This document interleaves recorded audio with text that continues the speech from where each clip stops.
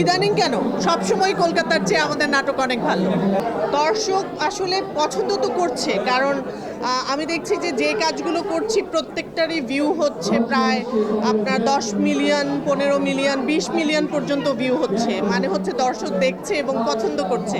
পছন্দ করলেই তো মানুষ দেখে, একজনের কাছ থেকে শুনে শুনে আরও একজন দেখে, এরকম করে করে কিন্তু দেখা যায় যে অনেক ভিউ হয়ে যায়, অনেক পছন্দ করে মানুষ। তো সব কিছু মিলে ভালো লাগছে। ঈদে বেশ কিছু ভালো কাজ গেছে।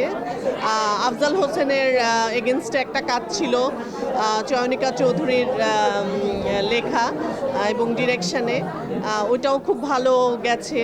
তো সব কিছু মিলে আসলে খুব দারুণ সময় পার করছি, অনেক সুন্দর সুন্দর গল্পে কাজ করছি, ভালো ভালো কাজের জন্য ডাক আসছে, ভালো লাগছে অনেক।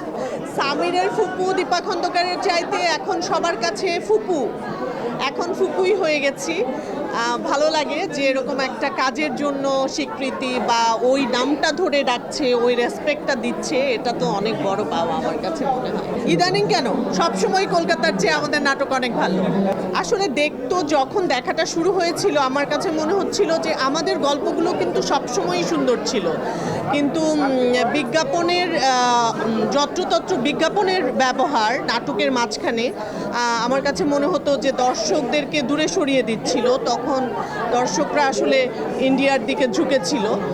এখন আবার যেহেতু ইউটিউবের কল্যাণে একটানা দেখা যায় বা নিজের সময়ের মতো দেখা যায়, এটা আমার কাছে মনে হয় যে অনেক বড় একটা সুবিধা হয়েছে। কারণ এখন ব্যস্ত জীবন সবার, চাইলেই কিন্তু টিভির সময় মেনটেন করে নাটক দেখা হয় না।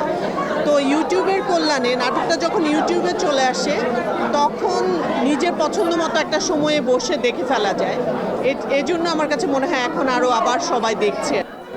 এটা হ্যারাসমেন্ট না, আসলে আমার কাছে যেটা মনে হয়, হ্যাঁ অবশ্যই পারমিশন নিয়ে ছবি ছাপানো উচিত। আবার অনেক সময় অনেকে যেটা করে কি, আমাদেরকে জিজ্ঞেস করে আমরা আসতে পারবো কি না, আমরা হয়তো হ্যাঁ বলি, কিন্তু পরবর্তীতে ব্যস্ততার কারণে দেখা যায় যে যাওয়া হয় না, এরকমও হয়। তো দুই পক্ষরই আসলে একটু মিসআন্ডারস্ট্যান্ডিংয়ের ব্যাপার থাকে। তো এটা মানে হ্যারাসমেন্ট বলতে চাই না আমি, আসলে এটা আমি মিসআন্ডারস্ট্যান্ডিং বলতে চাই। বড় পর্দায় তো 11টা সিনেমা করে ফেলেছি, ইনশাল্লাহ সামনে আরও করব।